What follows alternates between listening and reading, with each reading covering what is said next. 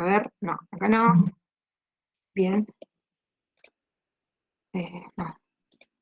Acá, una ventana. Acá está. Bueno, acá. Miren, ahora pasamos al punto, ya hablamos entonces de personalidad. ¿Quién me puede sintetizar cuáles son las dos clasificaciones de las que hemos hablado recién?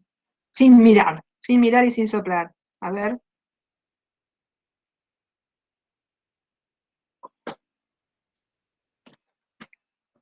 Cristian, ¿escuchó algo?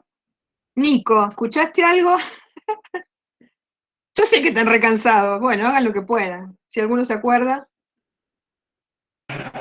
En punto 4 hablábamos del derecho absoluto y relativo, del reconocimiento que puede llegar a tener una personalidad jurídica en respecto al resto de las Comunidad personas jurídicas internacional se dice. de la comunidad internacional. En el caso de la ONU, de las Naciones Unidas, teníamos reconocimiento a nivel mundial y eso es indiscutible. En cambio, ese es el reconocimiento absoluto. En el caso del reconocimiento relativo, era lo que reconocía un Estado con respecto a otro. No necesariamente, era algo bilateral nada más, no era algo. Claro, es solo los que hayan firmado un convenio o por alguna causa especial corresponde que se les reconozca algún tipo de derecho u obligación. Entonces, solamente por eso tienen, como al reconocérsele derechos y obligaciones, acuérdense que decía una de las diapositivas que no, en este momento ya no les importa tanto si es personalidad jurídica internacional, pero sí decir, bueno, se les reconoce derechos y obligaciones, bueno, parcialmente, aunque sea, y en forma relativa, entre un Estado y otro, o entre una persona, va a adquirir una suerte de personalidad jurídica internacional. Muy bien, bien. Ahora, ¿cómo vuelvo a ver de nuevo lo que estábamos viendo? A ver, ahí está. Sí, dígame, ¿quién está hablando? Usted dijo recién que las fuerzas originarias a veces se le da reconocimiento en un momento dado y que luego se le quita el reconocimiento. Eso es lo que dijo, no entendí.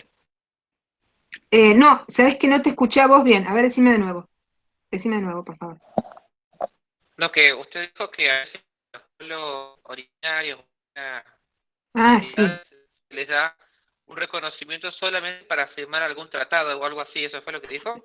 Es que lo que pasa es lo siguiente, en este momento, digamos, a menos que se firme algo y que surja algo, las comunidades originarias no son derecho internacional público, no son personas de derecho internacional público, no más que cualquier individuo, no más que lo que surja como cualquier individuo que tenga, por ejemplo, que responder por crímenes internacionales, ahí pasa a ser parcialmente una persona de derecho internacional público porque se le imputa un crimen y debe responder por deberes que tenía, pero no porque fueran de esa comunidad originaria. Pero puede surgir que es cuando se celebra un convenio entre un Estado y otro, o por X circunstancias, o porque esté en un convenio marco, que sea una especie de constitución, de un tratado multilateral, y ahí se diga, no, en esa zona cuando se hagan tales obras se debe respetar los derechos de los pueblos tal y cual. Bueno, entonces después más adelante, si surge algún problema, esos pueblos, los representantes de esos pueblos pueden llegar a reclamar por eso. Y al poder, porque están intitulados debido a lo que dice el convenio ese multilateral ficticio del que estamos hablando, ¿no? Como hipótesis. Entonces, en ese caso se le tendría que reconocer parcialmente y en forma limitada una personalidad jurídica internacional. Por esa razón, porque están reconocidos en un convenio.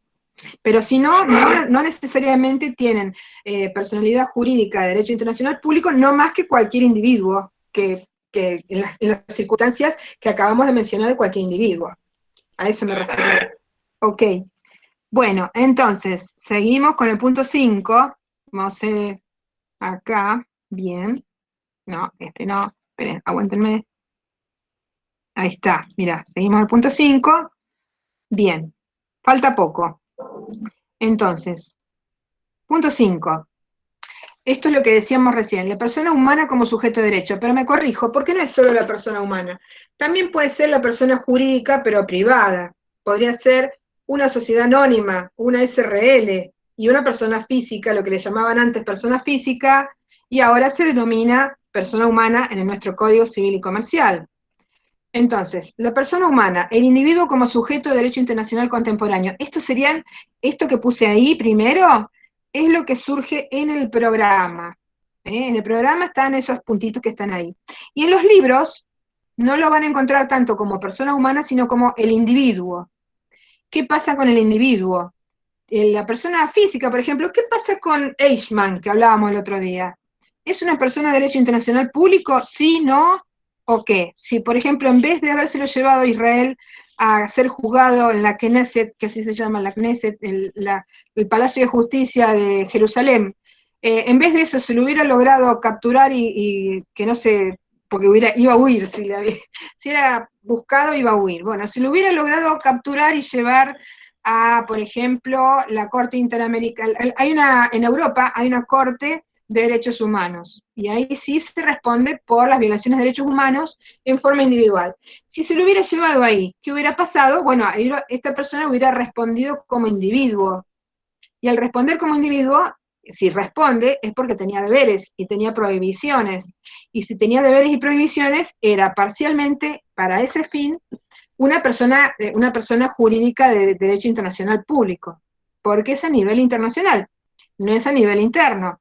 Entonces, la personalidad jurídica del derecho internacional del individuo se da especialmente cuando un tratado internacional atribuye a los individuos la posibilidad de hacer valer por sí mismos los derechos contemplados en ese tratado. Pero también, creo que va a decirlo más adelante, cuando también les atribuye a los individuos determinadas prohibiciones o la posibilidad de cometer determinados delitos y que si lo hacen van a ser llevados a cortes internacionales. Entonces ahí los individuos son personas jurídicas de derecho internacional público.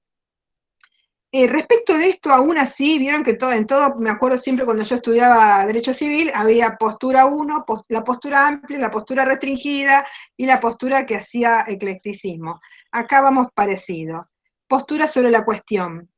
Postura restringida y más antigua considera que los individuos como tales no tienen personalidad jurídica propia en el derecho internacional público, y solamente los estados. Entonces los estados tendrían que reclamar por los derechos de estos individuos, o los estados tendrían que decir, pido que ese otro estado castigue a su nacional o a su ciudadano por haber cometido tal y cual cosa. Es decir, está mediado entre un estado y el otro.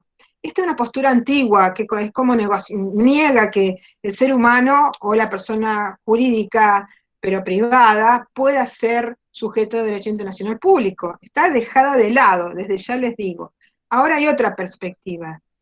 Bien, ahora hay una postura más moderna, más amplia, que es una doctrina amplia en el derecho internacional público, que dice que las reglas, los convenios que se lleguen a realizar, los convenios marco, o determinadas circunstancias, a veces un ataque que pueda generar determinados derechos en quien fue atacado, dice que esas reglas del derecho internacional público pueden generar derechos y deberes directamente a los individuos, a los seres humanos y a las personas jurídicas, pero privadas. Los derechos de los individuos contemplados en el derecho internacional consuetudinario, o sea que no provengan estos derechos de un tratado internacional, sino de costumbres, particularmente son los derechos humanos, los derechos más humanos más elementales, como por ejemplo el derecho a un nombre, a una nacionalidad, a vivir, el derecho a vivir, el derecho a no ser torturado, son derechos humanos elementales, y esos individuos los tienen en cualquier lugar en donde estén. Y si a lo mejor fueran violados, a pesar de que ese Estado no hubiera firmado ningún convenio, podría llegar a ocurrir que otro Estado reclame por lo que está ocurriendo a esa persona que está siendo torturada, que le sacaron los documentos, que quedó sin patria, sin nadie que reclame por él. Entonces ese individuo va a ser un sujeto de derecho internacional público. Bien, entonces acá trae una serie de ejemplos, tanto Barbosa como Herdeger. ¿En qué casos se han visto? Casos que podemos citar. que estos individuos hayan sido sujetos de derecho internacional público. Por un lado dice el caso de la posibilidad de una demanda individual, caso contemplado en la Convención Europea de Derechos Humanos de 1950.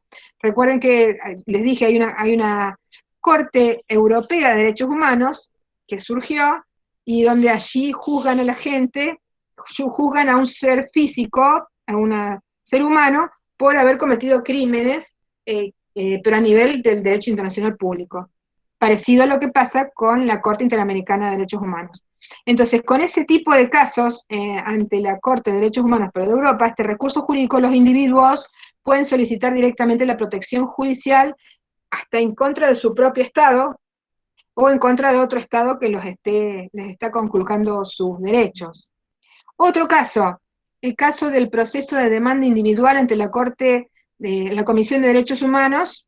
Este es el de conformidad con el primer protocolo facultativo del Pacto Internacional de Derechos Civiles y Políticos de 1966. Eso es lo que se llama el PIDESC, Pacto Internacional de Derechos Civiles y Políticos de 1966, que forma parte de lo que le llaman el Sistema Constitucional Internacional, o Bill of Rights, con la Declaración Internacional de Derechos Humanos, y se puede hacer una demanda individual ante la Comisión de Derechos Humanos, con el PIDESC. Está interesante propuesta. Después, ¿cómo se puede llegar a ejecutar las resoluciones? Ese es otro cantar, pero por lo menos que esté la posibilidad de accionar. Después otro, dice, el convenio CIADI, o convenio sobre arreglo de diferencias relativas a inversiones entre estados y nacionales, entre estados y nacionales de otros estados. En ese caso, el convenio CIADI permite el acceso de particulares al proceso arbitral, ven que es un caso de arbitraje, que allí se realiza. Entonces sería un arbitraje entre particulares y estados. Bien, el CIADI me huele, suena muy parecido a algo en el mismo nivel del FMI, ¿ves? Se trata de arreglos de diferencias relativas a inversiones entre estados y nacionales. Otro, el Tratado de Libre Comercio de América Latina, o NAFTA, de América del Norte, perdón, NAFTA, atribuye en ciertos casos a las personas físicas, las personas humanas, el acceso a comités binacionales para la solución de controversias. Todos estos casos son ejemplos en los que las personas físicas o personas humanas, o a lo mejor podrían ser empresas, pero que son de derecho privado, podrían accionar contra estados y a un nivel de comisiones internacionales o de cortes internacionales, y por lo tanto se convierten en personas jurídicas de derecho internacional público. Otro caso, el caso muy claro es el de la prohibición de cometer genocidio, conforme al derecho internacional público y plasmado en normas que establecen esas prohibiciones. El artículo 4 de la Convención para la Prevención y Sanción del Delito de Genocidio de 1948, que dispone bien claramente que se trata de personas físicas o personas de derecho privado. Miren, dice, las personas que hayan cometido genocidio, no dice los estados, las personas que hayan cometido genocidio o cualquiera de los otros actos enumerados en el artículo 3 serán castigadas, ya se trate de gobernantes, funcionarios o particulares. Después también el convenio tercero de Ginebra, en los casos de crímenes de guerra y delitos contra la humanidad. Acá después lo he transcripto y lo van a ver ustedes en el documento de cátedra, el artículo 34 y el artículo 129 del convenio 3 de Ginebra, y habla de las personas físicas o personas humanas, como personas con obligaciones del derecho internacional público. Después también el caso previsto en el proyecto, esto es lo que yo les decía, que en la plataforma virtual, a un costadito como sitio, les he puesto el proyecto de Código Penal Internacional. Qué lindo que sería, un Código Penal Internacional para evitar crímenes a nivel internacional, crímenes en contra de la paz y la seguridad de la humanidad. Se llama Draft Code of Crimes Against the Peace and Security, o sea, el proyecto de código de los crímenes contra la paz y la seguridad de toda la humanidad, mankind, de 1996, y está publicado, bueno, pero que parece que quedó en proyecto, miren la época que tiene, 1997, y bueno, no llegó a sancionarse. Pero es un proyecto, y en ese caso, si se hubiera sancionado, ahí las personas físicas serían sujetos de derecho per se, debido a que estarían obligadas a no cometer esos crímenes.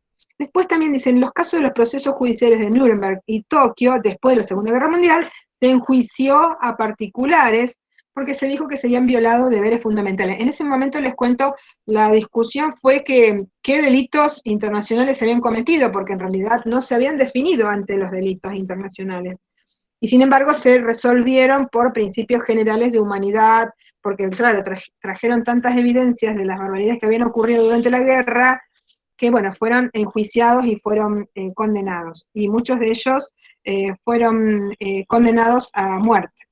Los desarrollos que se derivaron de los juicios de Nuremberg y de Tokio culminaron con la creación de la Jurisdicción Internacional de la ex Yugoslavia y Ruanda por parte del Consejo de Seguridad de la ONU, así como el Estatuto de Roma de la Corte Penal Internacional de 1998. Recuerden que ese es el tema, que es el punto C de esta unidad y que va a ser tratado luego por el doctor Flores, que es el tema que le gusta al doctor Flores.